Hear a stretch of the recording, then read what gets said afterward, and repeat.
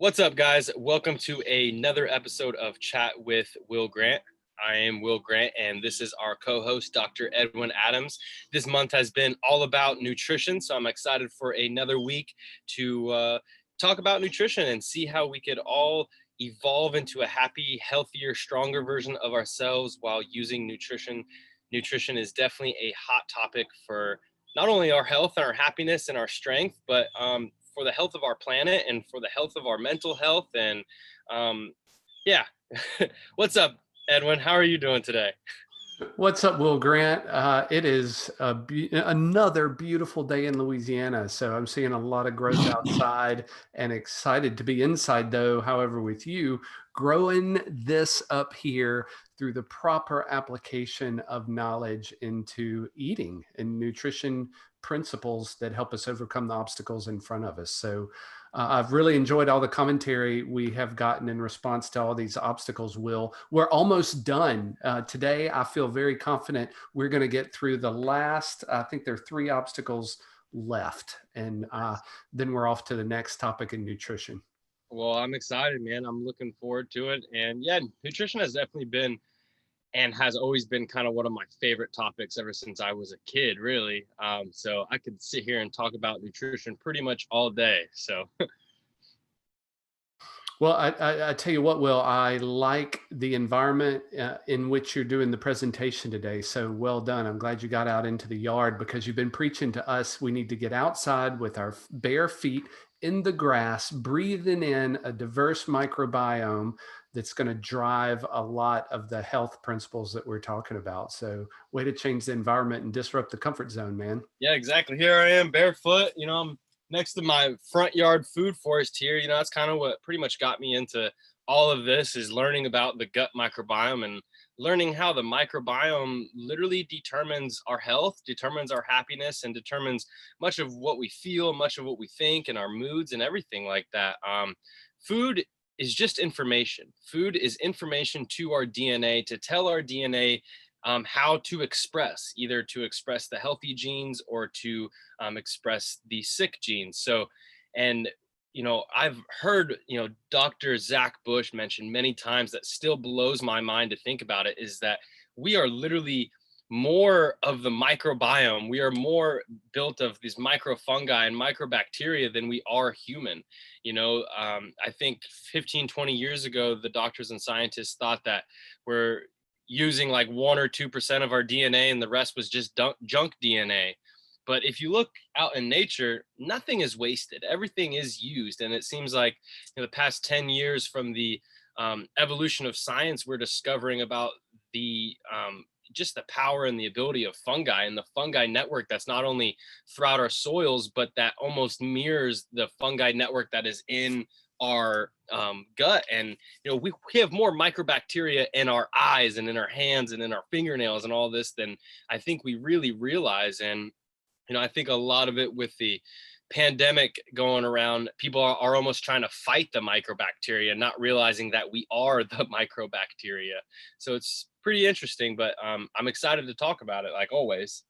Well, absolutely. And I just appreciate the fact that I was telling Facebook Live before we went live with you that I think it's been fascinating, this journey that we've been on through this webinar series, that we started with breathing as a centering exercise to enhance our self-awareness in preparation for the next set of modules that are coming out. This one in nutrition, we're going to have mindset, and then movement, all of which come together to create a happier, healthier, stronger existence on this planet without the need for outside influence. It's all here. So I'm excited, Will. Let's jump into these last. Before we go into that, I want to say, because you made it such a perfect point, we have to remember that everything that we need, we already have. And what I found is, the more that we need something in the external environment to help us find our center, the more that we're almost off center. It's like that famous saying that I heard Ido Portal say is, expensive shoes give you cheap feet, and it's because when we need things like air conditioning or heat or shoes or glasses or clothes or, this external validation to be comfortable and to be where we need to be, that is literally just it sh- it shines a light on what we're missing inside, or I shouldn't say what we're missing because we have everything, but what we almost need to rediscover and discover what we already have within every single one of us. Every single one of us have everything we need to be happy, healthy, and strong. And I guess what I'm trying to say is the more that we search for that happiness and that health and that strength from the external environment, the more that we're really going to be missing it.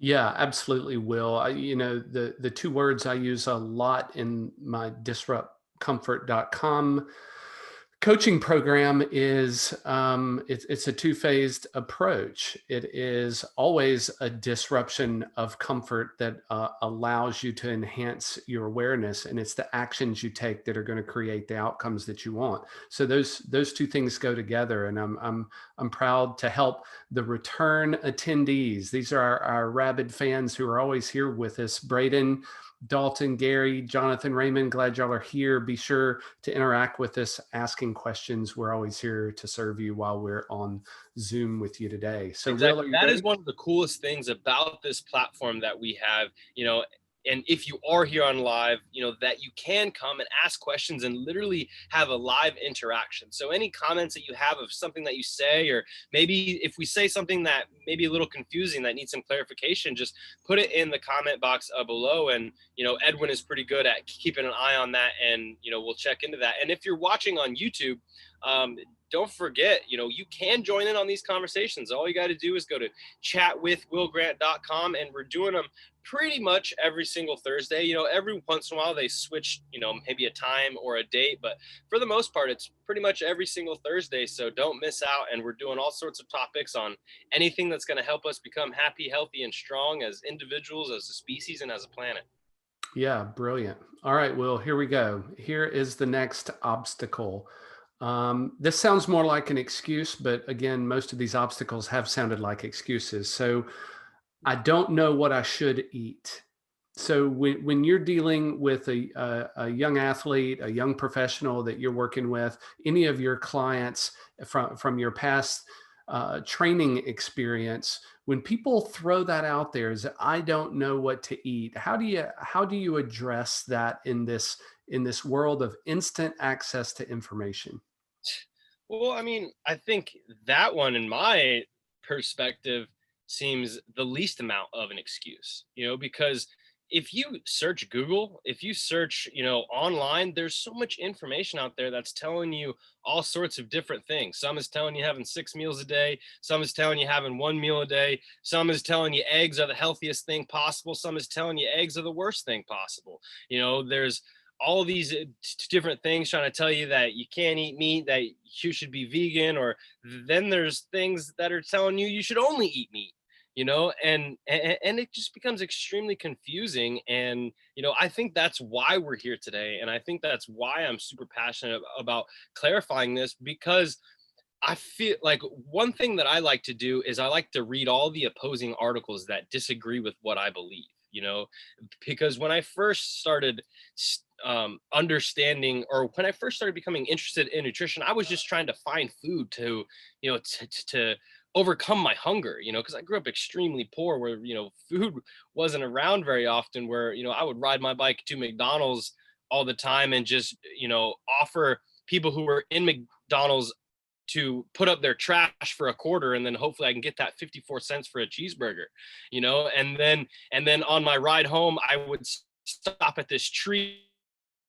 that was fruiting every once in a while throughout the year, and I didn't know what kind of fruit it was. I later found out it's a star fruit, right? So that was my first interest. And then when I started, becoming into my sport, and I started devoting my life to hopefully be becoming a professional athlete one day, I started learning about the macronutrients, about the protein, about the carbs, about the fats, about the calories and stuff like that. And then and even that is something that I don't really focus on as much right now, but it was good for me to understand that. And then as I went further in, I started eating for physical performance. And then when I got injured, I started completely changing my nutrition all around to just have my body look the way I want it to look. And then, as if you've seen a lot of these chats or before, you know how I got really injured and really mentally sick. And that's when I started learning how to eat for health, and there's just so much information out there. And a lot of people don't have time to read every single article that, a vegetarian wrote and every single article that, a carnivore wrote, but luckily I've spent the past damn near 20 years doing it, so that's why I'm here. And if that is your excuse or your reason, check out the last 3 episodes, check out this episode. And I think you're really going to enjoy this nutrition course that me and Edwin are working on, because that's really what it's all about. Yeah, I think there is a lot of anxiety, Will, that we have to get the answer right. If we're going to invest time in this, I mean, look at me. I'm over 50 years old. I know there are some listeners on the webinar right now that are older, and we want to get it right the first time. So, is there a best right answer to begin with when you're approaching a nutrition regimen? You know, I'm so glad you said that, because, it's like learning anything. Like, you're never going to get it right the first time, ever. So it's like just doing as best as you can on the knowledge that you have today. Just do the best you can. And if you mess up, if you slip up, it's okay. Learn from it and move on, and that's just going back to awareness and presence, and not everybody knows the answer, because I can almost promise you in 5 years, I'm going to learn so much more information. Science is going to come out with so much more information. We're all just learning as a species, like we've learned as a species. Like I remember when I was a kid, I bring this up all the time. They came out with that food pyramid that we know today being completely wrong, but I'll give you the answer right now from what I have learned from my 20 years of study. The best thing that you could possibly eat is the food that you grow in your yard, and the best, and the second best food that you could possibly eat is the food your neighbor grows, and past that, it's that local organic farm. So it's pretty much as close and as natural as you can get your food, the better it's going to be. And then you can adjust your macronutrients based on your specific goal. So if you're just looking for health and happiness, just focus on, eating as natural as possible and as organic and as close to you as possible. But then if you're trying to be some professional athlete or trying to gain muscle, then you're going to need a little bit more energy or carbohydrates or protein. But most of us really aren't in that situation. We're just trying to be healthy and go for that longevity and feel good in our skin and feel good in our body, and overcome our temptations. And when it comes to that, it's just coming down to, you don't have to eat 6 meals a day. Really, the less you eat and the less you consume, the better you're going to feel. Yeah, clearly we're making it too complicated with all the information out there and people trying to position a product to sell. So I appreciate what you say so much. Focus on the quality of your food first. Make that train in that becoming a simple and efficient process for you to get the best quality food first. And then we can manipulate all the micro and macronutrients later to help you achieve your goal. Is that Exactly. is that a fair enough strategy to overcome this obstacle? Yeah, for sure. Just, just do the best you can of what you know, and just search for quality food, and if you're looking for health, usually less is better, smaller portions, less meals a day, putting your eating window in a smaller time frame is going to be better. Like I said, unless you're trying to unless you're trying to gain muscle, gain power, gain strength, then you're going to need a little bit more energy. But yeah, just shoot for quality, and I think it's pretty obvious, like if you're not paying attention to your nutrition at all, just cutting out the sugary sodas and cutting out the sugary sweets is going to make you feel a lot better. Just, cutting out the candy and the sugary drinks and, even the juices, like they advertise all the juices to be healthy. And again, it's super confusing. And we have to realize that a lot of the information that is coming out on Google is going to be coming from the dairy industry, is going to be coming from the meat industry, is going to be coming from the grain industry, and is going to be coming a lot from the pharmaceutical industry. And what's crazy is a lot of times the pharmaceutical industry is what's owning the graining industry, so they want you to consume as much as possible and as much toxic stuff as possible. So then you have to go straight to the doctor and figure out your diabetes and high blood pressure when, at the end of the day, if you just take a break from all that toxic food that you're eating and, skip breakfast once in a while and, maybe go for a 24-hour fast can really be the healthiest things that we can do. I can't remember, it was Hippocrates or Socrates, one of the godfathers of Western medicine, said, fasting is the best thing that you could do for your health. Fasting is your best doctor, and to eat when you are sick is to feed that sickness. That's why a lot of times when you're sick, you don't really have an appetite. That's your body telling you, hey, maybe take a break from this toxic food a little bit and let those resources go into healing and repairing. Awesome. Love that. So right behind the information deficit is another information deficit, is that you don't know how to cook all this fresh quality food that you have. I know you've talked about Jeremy, who is an amazing chef that makes food taste so good. I think that can be a barrier for some people. What would you say to, now you've found the quality food, what do I do with it? Yeah. I mean, I love that question. One of the best things that we could do is to learn something new, and to exercise our creativity, and a lot of us today aren't doing anything that exercises our creativity. We have a job, we know what our job is, we do that job, and then we come home and we are already doing what we know how to do. But to step out of our comfort zone, to disrupt our comfort, so to speak, and just to try to cook something new, to go to your local organic farm and to be introduced to some new healthy foods, and then to get home and be like, okay, I have no idea what this stuff is. How do I cook it? And then going on YouTube and to figuring out how to prepare things. That is one of the best things that we can not only do for our physical health, because we're going to be expanding our diversity in our microbiome, which is one of the healthiest things that we could do, but it's going to make new connections in our brain to keep our brain young.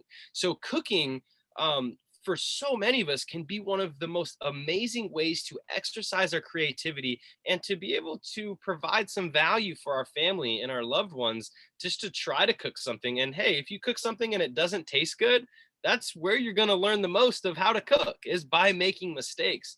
I think so many of us are so afraid to make a mistake, are so afraid to get it wrong, when at the end of the day, that's where we're getting our best lessons. That's when we're going to learn the most. We don't learn from our wins. We don't learn as much from a successful anything. We're going to learn from our mistakes. So just try to cook something new and try to introduce your body to a different vegetable, to introduce your body to a different fruit, because our health is like I say all the time, is hugely determined on our microbiome. And microbiome is micro, tiny, biome is biology. So those tiny little microorganisms, are those tiny little fungi and organisms and parasites and all the stuff that make up our body.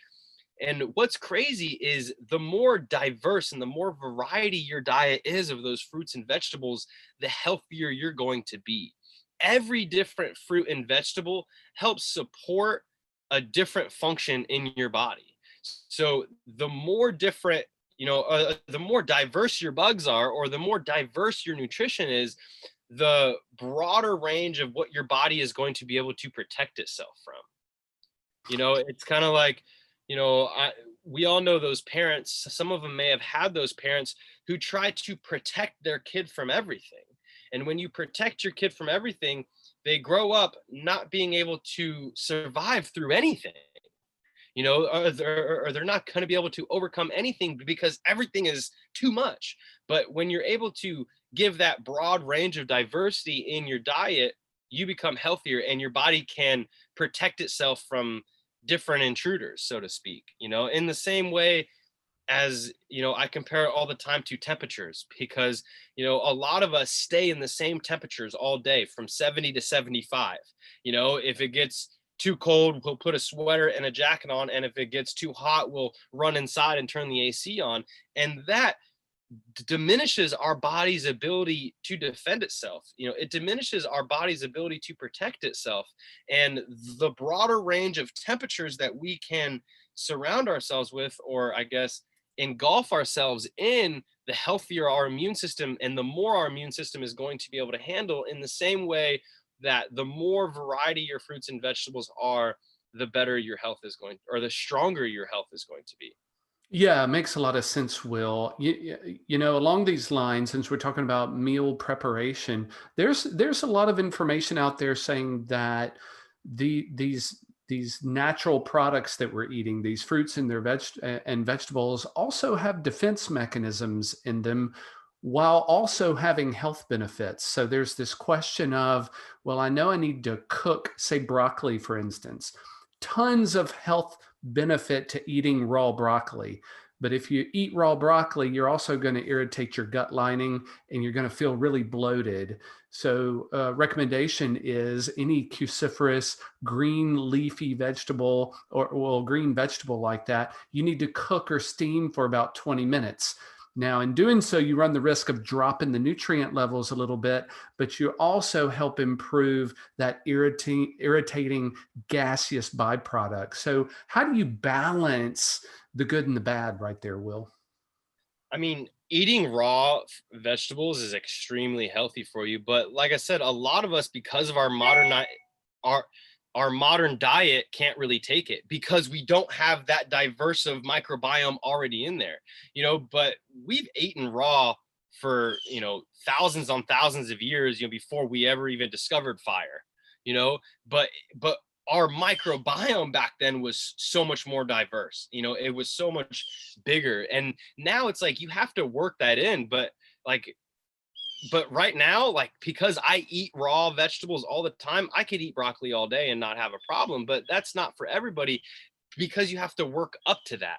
So again, you have to play with, you have to experiment what works up, what works best for you. Just know that the longer and the hotter that you do cook your vegetables, the more nutrients that you're going to lose in that.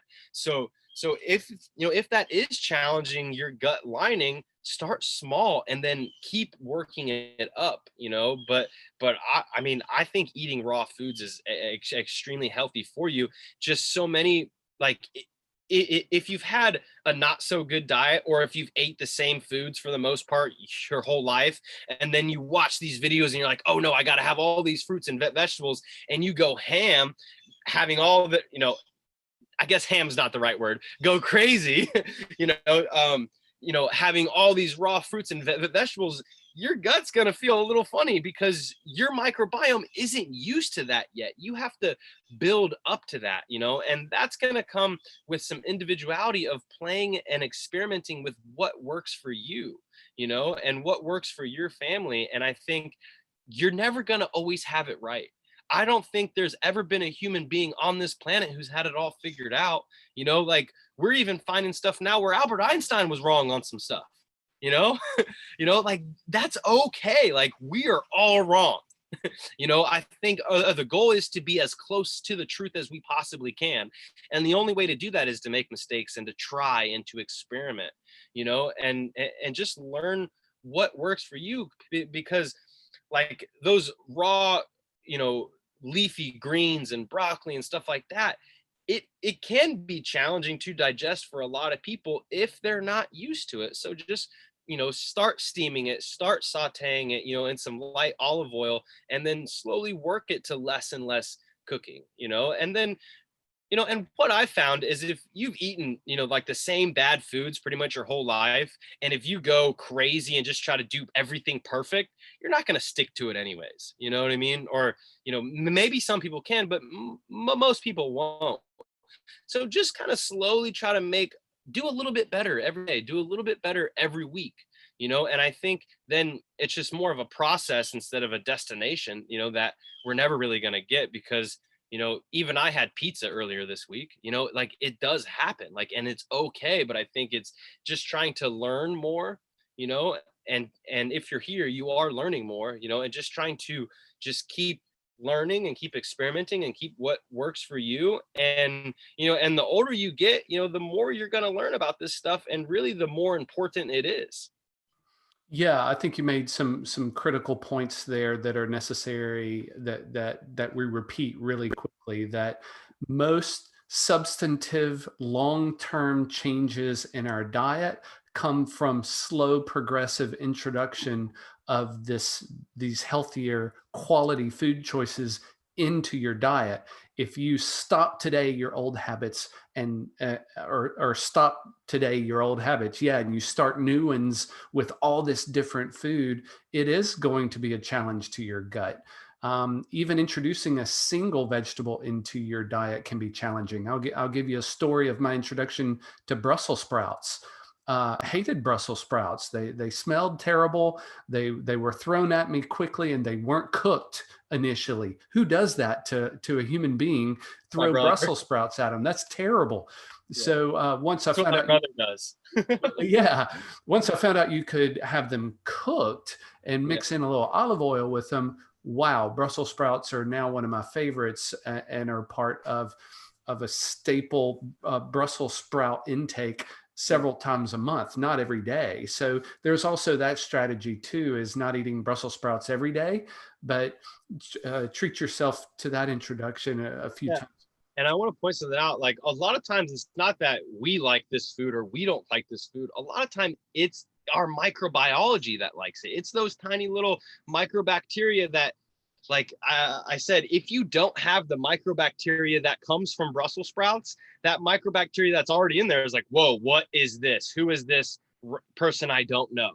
You know what I'm saying? So then it's going to taste a little funny, but once you have implemented this into your diet slowly, then you have that microbiome to absorb that, and the microbiome in the plants comes from the microbiome in the soil. It all's like it's all coming from the exact same thing, but and then we have to be careful too, because a lot of our food, especially if it's processed and if it's in packages, it doesn't have that microbiome.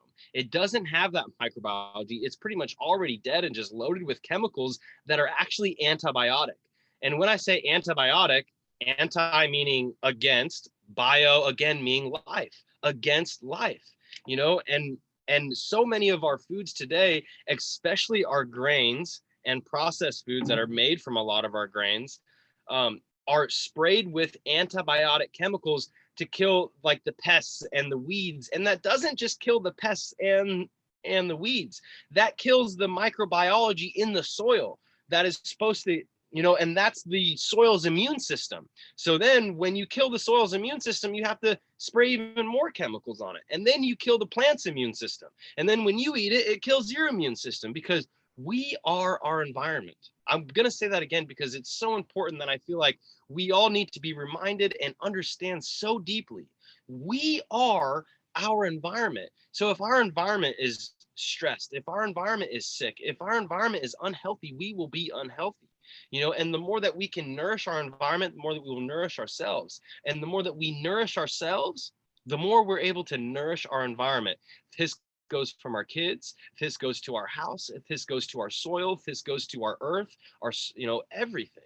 We are our environment. So if you're taking in these toxic foods, we're going to be toxic. Well, that's the last obstacle that I wanted to throw at you, was an unsupportive environment. And the unsupportive environment in this context means a few things. Will it means an unhealthy mind? That's a toxic environment that can drive your beliefs and your actions and your behaviors.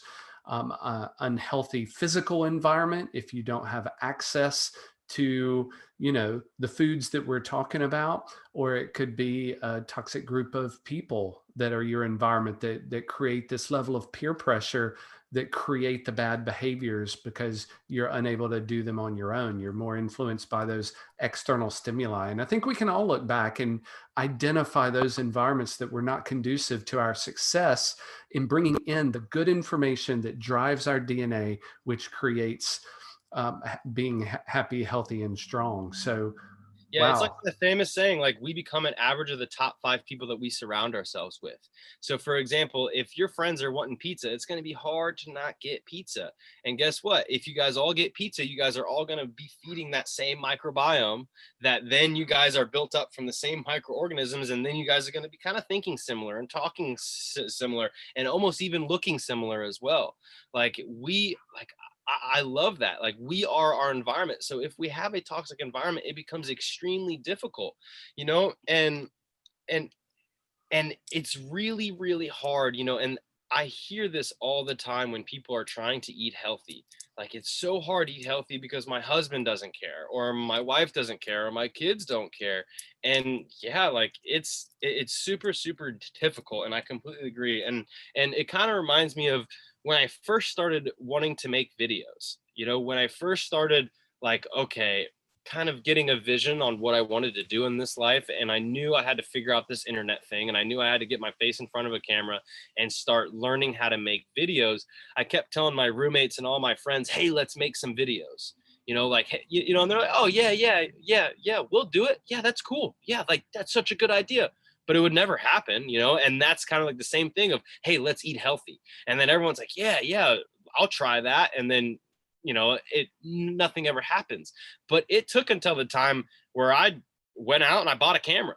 I went out and I sat down and I tried to just make videos, and it was the hardest thing because nobody around me was doing it, right? And then all of a sudden, after a little bit, and then my roommate, who I knew wanted to, he just didn't have the environment, right? And then all of a sudden, the environment started to be created because I created the environment.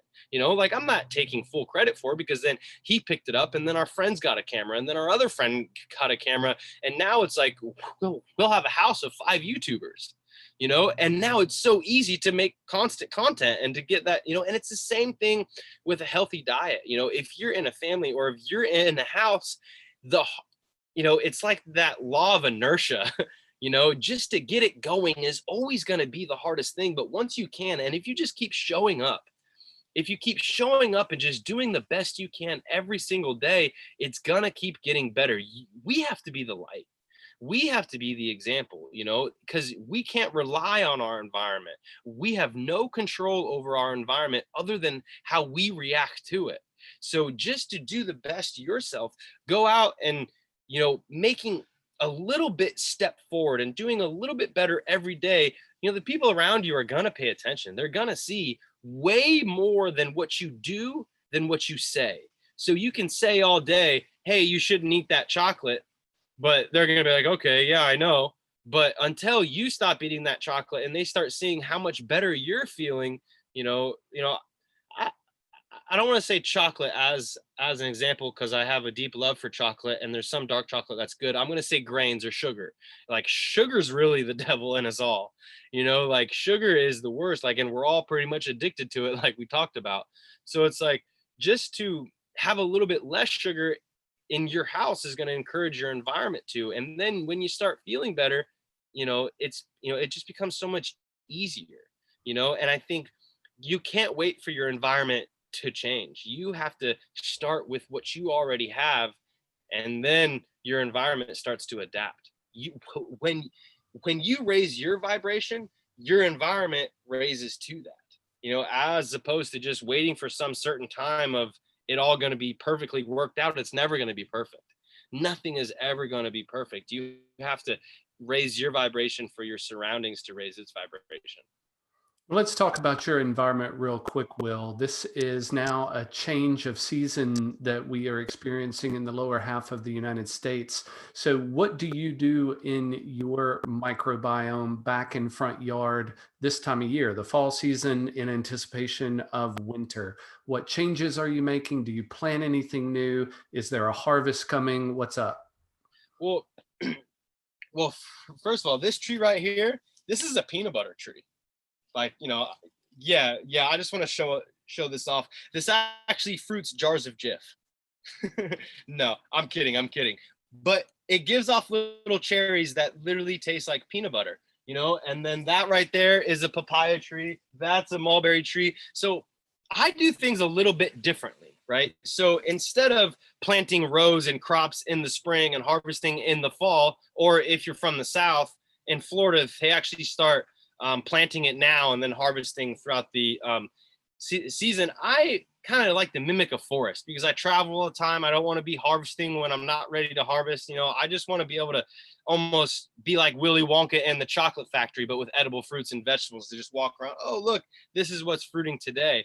And it's the same concept when you plant diversity. when you plant a variety, then you always have something different fruiting throughout the year, you know. And if you are from the South, you know, this is a good time to start planting your seasonal vegetables if you want. But honestly, I'm just going to keep relying on what this forest is already giving me, you know. So this is a time where I'll do a lot of chop and drop, because in the summer in Florida, things grow so fast, you can't even, you know, take control of it, because my soil is so fertile at this point.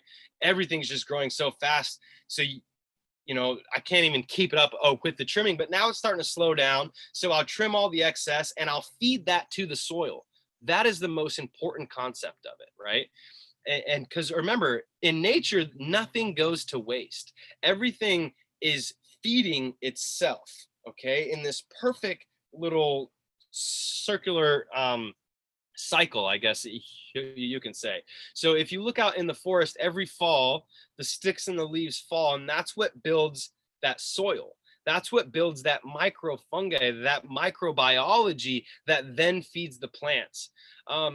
For example, I think a really interesting concept that a lot of people don't realize, because they've kind of just discovered this in the past 10 years or so, is, say in the 90s, we used to think that if we ate a piece of broccoli, that, you know, our body absorbs the nutrients of the broccoli, right? We used to think that this tree here, its roots go down into the soil and takes the nutrients right out of the soil, which is not the case. It actually has to be a symbiotic relationship. And I'm going to grab something to show you right from my soil, right? So can you see my hand a little bit? Yep, I can. All right, so check this out. Hold on one second. Okay, this is just a piece of this mulch right here. Okay, now what's holding all of this together? Because this is a bunch of different pieces of sticks and leaves all holding in one piece, right? This is what happens. This is called a mycelium network, okay? And it's fungus, and everything is pretty based on fungus. So everyone who's scared of fungus, you got to get over that, okay? Because look, check this out. When you break this open, right, what holds this together is this fungi network that is absorbing this, is, you know, is eating this, and then this wraps around the roots and then feeds it to the plant. Our body works in the exact same way, right? So we have this fungi mycelium network throughout our gut and throughout our whole body that communicates and transfers these nutrients all around everything, you know. And that is the most important concept that I think people don't realize, that, you know, have a really hard time understanding, because I see every fall when those sticks and leaves fall, they start raking it up and put it out by the trash, when that's all the nutrients, that's all the economy, that's all the carbon. Carbon is energy. You know, you want to feed that to your soil, so then it attracts that fungi network that eats the carbon, right? And then feeds that nutrients and those nutrients to your roots, you know. And I think just understanding that concept for our body and for, you know, our soils is so important. Exposed soil is dead soil, you know. So when you see those monocrop farms, when you're driving in the Midwest or when you're driving in those rural areas, and you see that dirt exposed to the sun, just know that that dirt is dead. And most likely that farm is having to spray a bunch of toxic fertilizers and chemicals, and, you know, and then if that soil is exposed, it's way more likely to get some sort of pest or some sort of disease. But as opposed, when you plant things in diversity, everything balances itself out, in the same way that when you eat in diversity, if you're eating the same 4 vegetables every single day, we get a food sensitivity to where, just like if you do 10 push-ups every single day, you'll get stronger for the first month, but after that, then your body's like, all right, I got it, I want something else, you know. And nutrients are the same way. We've evolved over millions of years to eat with the seasons, to eat as the seasons change, because fruits and vegetables, fruit and are harvested at different times. And that's why it's so important when you're eating local, when you're eating organic, you're eating diversity, you're eating things as the seasons, as the farm is be able to harvest. But as opposed to, if you go to the grocery store and you're buying avocados year round, if you're buying tomatoes year round, you know, I mean, it's better than the Twinkies, but you can still do more and more and do steps better. So like I said, there's steps to this. There is steps to this. Just to cut out the sodas and cut out the sugars, that's step one, and just to cut out all the stuff that is bad. And we all have those foods. I want everyone to put in the comments below of the food that they love that they know is healthy, right? We all know one or two or three foods that is really delicious and we know is healthy. And that's where we can start from. And then as you keep learning and you keep experimenting and you keep growing, then you start learning about maybe how to grow some food and learning how the microfungus works and, the microbiome and all that stuff. Wow. Will, you clearly aren't passionate about this material. I think we probably need to change topics or something. Yeah, no. I have to let you, it's all about this stuff right here. Like, it is all about this mycelium network. Everything is based on this mycelium network. And I think the more we fear the bacteria and the more we fear the fungus, the more that we're just going to be battling ourselves, because we are fungus. We are bacteria. We are more fungus and bacteria than we are human. So once we partner up and join relationship with this bacteria and join a relationship with this fungus, that's what's really going to take care of our health and our happiness, because our gut determines our happiness. Like, I know the most toxic people I know have the most toxic diets. They really do. When you nourish yourself, you naturally nourish your environment. Just look at nature. Nature is nourishing itself, and at the same time it nourishes its environment. And what's beautiful is it always creates more than it consumes. Nature always creates more than it consumes. It gives more than it takes, always, because it's grabbing the energy from the sun, it's grabbing the energy from the soil, and it's creating something beautiful for itself and its environment. And the happier, healthier, and stronger you can make yourself, the happier, healthier, and stronger you're going to make your environment, because we are nature. We are our environment. We are this earth. If you're sitting there on the moon, and if you look down on this pretty blue and green planet, you don't see Edwin. You don't see Will. You don't see me. You don't see you. You see one big living organism that's working as one. Just like when I'm looking at you, Edwin, right? It's easy to just see Edwin Adams. But we know, me and you both know, that you're built off billions and maybe even trillions, I'm not sure, of different microorganisms that make up you. That's all kind of working together for or against your health, depending on your diet and your environment. So I like that. I'm going to start referring to myself as Planet Ed. I like that. I like that. Yeah, and it's the same thing.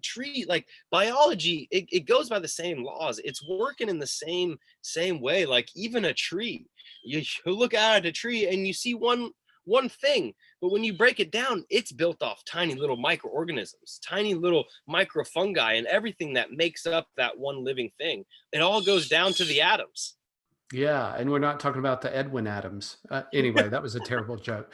Terrible. Actually, sorry. You didn't see that one coming, did you? No, I did not. So Will, I really appreciate what you're talking about by diversity here, because I think it goes, Everything.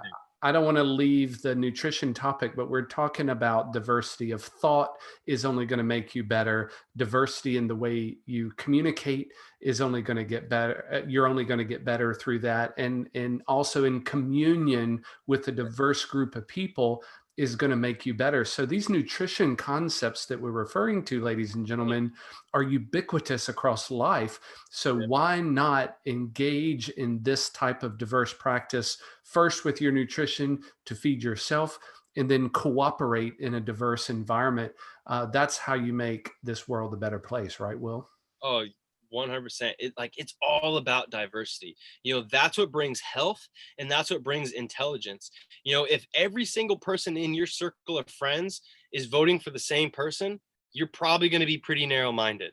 If every single person in your circle of friends thinks and believes the exact same thing, you're missing out on a lot of information. And like, it goes back to Ray Dalio in that book Principles. He's one of the smartest people on this planet. I would say he's super, super intelligent. And what he does is he knows that human beings are almost always wrong, right?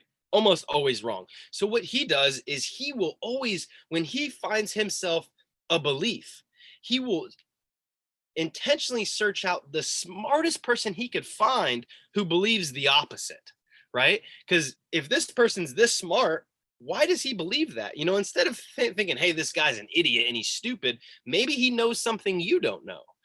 So then, if you believe this and he believes this, and you guys can have an intelligent, respectful conversation, you guys can come to an understanding where the truth is heightened. And that's what really shines a light on truth, is by talking to people. And that is one of my biggest frustrations in politics and all this craziness that's going on right now. Is like, I've seen so many things that like Trump's supporters or Biden's supporters, they won't even talk to the other person because they think they're just scum. They think they're the worst people in the world, instead of thinking, okay, I wonder why they do believe that. Like, I wonder, like, why somebody would believe something different than me. Are they seeing something different? And I think that brings this diversity, and that's what makes America so beautiful. That's what makes America so strong, is because we were built on diversity.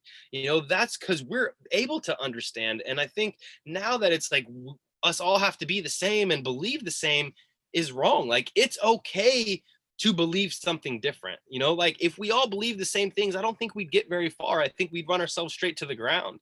And that goes for a family, a company, anything. Like, if everybody had the same skills, like, think of a football team. You're not going to do good with 12 quarterbacks. You know what I mean? You need a quarterback, you need a running back, you need a couple wide receivers, you need a lineman, and you need some defense. And that's a whole other 11, 12 other positions, So, and that's what brings a team, and that's what builds strength. The team is always stronger than an individual, and nothing on this planet was ever like of any greatness, of anything that's spectacular, was ever accomplished by one person alone, because our limited way of thinking is just too small. Our brain is too small to understand the whole concept. That's why we need to be talking to, if you're extroverted, you need to be talking to introverted people. Like, if you're, tend to think left, you need to be talking to people on the right. If you tend to think right, talk to people on the left. Talk to people who are different than you. Like, that's why they say traveling is so important, because if you've stayed in the same town your whole life, you have no idea what's really going on in the world. Like, if you go to Europe and realize, holy cow, everything is different. Or if you go to the East and you realize everything's backwards. Like I think one of the things that broadened my perspective more than anything is having people from Japan stay with me, is having people from Australia stay with me and Europe stay with me, to realize, like, whoa, you do politics completely different. You guys eat completely different. You guys think about friendships completely different, and family, and like, that's okay. And I think that's beauty. I think the differences is what brings beauty, and I know there's an actual science to this as well, that beauty is based on being able, there would be no beautiful if there wasn't ugly. There would be no red if there wasn't blue. You know what I'm saying? Like, it has to be something different that makes something what it is. Yeah, clearly. I mean, the Bible even talks about that there would be no light without the dark. Everything's balanced, Will, and I think that's a great way to end this conversation on nutrition, is talk about how we're going to balance ourselves moving forward. The holiday season, Will, is right around the corner, and I know a lot of people are starting to think about gifts that they can get for other people. If you had to gift a book to someone, what would you think would be a foundational nutritional book that could be used as a gift? And are there any other nutrition related gifts that could be gifted to people during this holiday season? Oh man, Sugar is the enemy is pretty good. But I mean, like, there's so many different really good. Wall's Protocol. Have you ever read that book? No, Wall's tell me Protocol. more. The Dr. Walls, she cured herself from an autoimmune disease based on diet, and it's super, super interesting. It's a pretty cool book. But also, I know of a nutritional 101 master class that's coming out pretty soon that I think could be a really good gift. So, something that me and Dr. Edwin Adams are working on, which is going to be super cool. And this, um, it literally gives you all the knowledge and all the confidence to be able to go into the grocery store and know what's good, know what's like the best stuff, and knowing how to adjust that based on your specific needs. And there's a lot of really awesome information on how to overcome your temptations, because we know that that is the biggest struggle, is overcoming your temptations. And as well as I talk about the best foods that you can possibly eat is what, Edwin? What's the best food that we can all possibly eat? Oh, why are you stressing me out like this? Food that we grow ourselves. Yeah, exactly. And in this Nutrition 101 masterclass, there's actually going to be a whole section on how to start growing your own food, how to start building your soil. And like I said, you can grow it in rows and plant your kale, but that's a lot more work than what most of us have time for. It could be a lot easier just to take your time building some soil and planting some trees that fruit on its own time. Let nature do all the work, because she's been perfecting it for a really, really long time. Um, so me, oh man, I'm drawing a blank on books right now, but yeah, I know that Nutrition 101 is an absolute winner. But honestly, oh, Dr. Mark Hyman. I forget what his book is called, but look up Dr. Mark Hyman. I believe he came out with a couple books that are absolutely amazing when it comes to nutrition. And I'm waiting for Zach Bush to come out with the book, because I'll be the first one to buy it. But yeah, just look up Dr. Mark Hyman and Dr. Zach Bush if you want any more information on how to just eat to feel your best and how to align your gut microbiome with your environment. Yeah, Dr. Mark Hyman has written several books. I think his most popular one from 2018 was simply called Food. Yeah. And there's another one called, like, What the Heck Are We Supposed to Be Eating, or something like that? Yeah, yeah, he's got the blood sugar solution, the food fix, ultra metabolism, ultra simple diet. Wow, I mean, just tons, Yeah. tons. He's a Doc- prolific writer, clearly. yeah. Dr. Mark Hyman is the man. And he's got a whole podcast now, too, called, like, Are the Pharmacy, spelled FARM. See, that's terrible. That's terrible, but I get it. I like it. I like it because, coming from a pharmacist, I can see it, but coming from a urban farmer, like, I believe that food is our medicine, and our pharmacy is right here. We have a pharmacy in our brain, and we have pharmacy in our soils. We just got to align it. Love it. Love it. So Will, what's the challenge this week with regard to nutrition? Let's throw something out there. Challenge this week regarding nutrition. Try a different vegetable. Go to the grocery store and find something that you have never cooked before. Go on YouTube, figure out how to prepare it, and cook it for your friends, for your family, for somebody you love and care about. That's perfect. And don't forget to tag Will Grant and me, Disrupt Comfort. We'd love to see what Yeah, you. take a picture of that plate and tag us. Awesome. I like that too. Awesome. Well, Will, this has been another great discussion. I know we'll be collaborating this week to come up with the topics for next week, but we're not necessarily done with nutrition. I think we might have one more for them, right? Yeah, like, I think next week I almost want to go all into fasting, because I believe that, if you want to be healthy, you got to fast. Fasting is the key to health. When we give our body a break, I learned, I hate to go in ham. I'll say it quick. I learned about this town in maybe Slovakia or somewhere in Eastern Europe that had, like, this nuclear reaction, right? Like, it was like a normal town, and they had this nuclear power plant, and something happened in this nuclear power plant where, like, the whole town was toxic and they had to That leave was town. Chernobyl. Where is it at? Chernobyl. In what country? I think it's Russia. Maybe a little left. or it might have been, I don't know. Okay, but yeah, so there was some sort of nuclear reaction where everybody had to leave. What's it called when everyone has to leave a place for something? Like not a mic. Evacuate. Yeah. So everybody had to evacuate. And do you know what happened to that toxic place 30 years later? It got a little less toxic. The forest took it over. Nature takes it back over, and our body's going to do the same things. If we just stop, our body will naturally go back to his natural state. And Zach Bush calls this grace. We see just the grace of God and almost everywhere, to where if we just stop doing the bad stuff, our body can heal. Our body can do what it already knows what to do. So yeah, that could be another challenge too. If you want to bust out a 24-hour fast, yeah, tag me on that.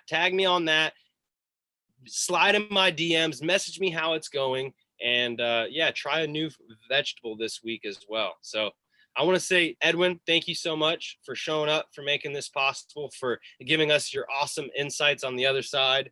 And thank you everybody for showing up. Thank you everybody for watching. Make sure to give it a big old fat thumbs up on YouTube. And if you want to join in on these conversations, go over to chatwithwillgrant.com and keep checking back on the thewillgrant.com, because that Nutrition 101 Masterclass is going to be coming out very, very soon. Awesome. And we're going to have a webinar about that, Will. So we'll let you know how to sign up for the webinar. That'll give you all the details. So yeah, until next time, Will. When you're ready, Edwin, because I'm ready to sign up too. All right. Me too, brother. Good to see you, man. Peace out. Thanks, all right, everybody. Later, guys. Thank you.